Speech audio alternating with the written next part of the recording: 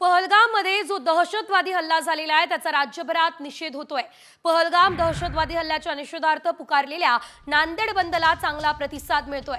सर्व पक्षांकडून बंदची हाक देण्यात आलेली आहे। दुसरीकडे अमरावतीमध्ये सुद्धा हिंदुत्ववादी संघटनांकडून बंदचं आवाहन करण्यात आलेलं आहे। व्यापाऱ्यांनी दुकानं बंद ठेवलेली आहे आणि पाठिंबा सुद्धा दिला असल्याचं दिसतंय। येवल्यामध्ये बंदला उत्स्फूर्त प्रतिसाद मिळताना दिसतोय। नांदेडमधील बंदचा आढावा आमचे प्रतिनिधी संजय सूर्यवंशींनी घेतला, बघूयात। आज या हल्ल्याच्या निषेधार्थ नांदेडमध्ये बंदची हाक देण्यात आलेली आहे। आपण सध्या आहोत नांदेड शहरातील श्रीनगर या भागात।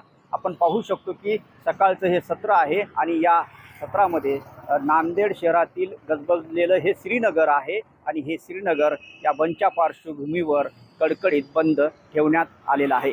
अनेक संपूर्ण दुकाने आणि प्रतिष्ठाने या ठिकाणी बंद ठेवण्यात आलेले आहेत। नांदेड जिल्ह्यात कालपासूनच या घटनेचा मोठ्या प्रमाणात निषेध करण्यात येतोय। पाकिस्तान आणि दहशतवाद्यांचे पुतळे जाळून निषेध करण्यात येतोय। दरम्यान या बंदच्या पार्श्वभूमीवर 10 वाजता मोटरसायकल रॅली निघणार आहे। नांदेड शहरातून ही रॅली निघेल आणि या रॅलीमध्ये नांदेडकर मोठ्या संख्येनं सहभागी होतील आणि या घटनेचा तीव्र निषेध करतील। संजय सूर्यवंशी, साम टीव्ही न्यूज, नांदेड।